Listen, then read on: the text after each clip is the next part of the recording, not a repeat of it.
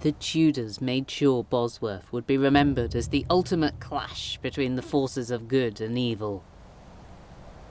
Helped along by William Shakespeare, who relished their juicy tale, the battle has been so mythologised that it's hard to sort fact from fiction. Historians used to think that the Battle of Bosworth took place about 2 miles away, over there, up on top of the hill.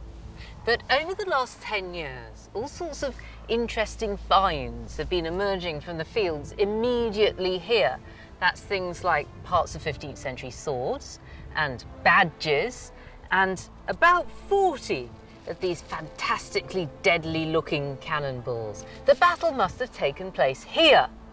Now, despite this confusion about its location, a myth, a legend has grown up about exactly what happened that day.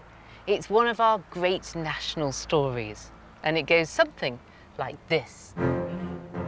King Richard III goes into battle wearing a crown, symbol of what's at stake that day. Richard declares, "This day I will die as king, or I will win." And even his enemies admit that he fights courageously.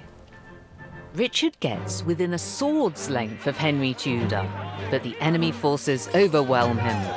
In desperation, he cries out, my horse, my kingdom for a horse."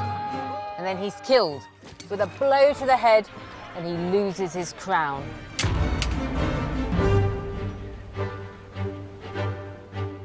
After Henry's victory, Richard's crown is discovered in a hawthorn bush, and Henry is crowned with it on the battlefield.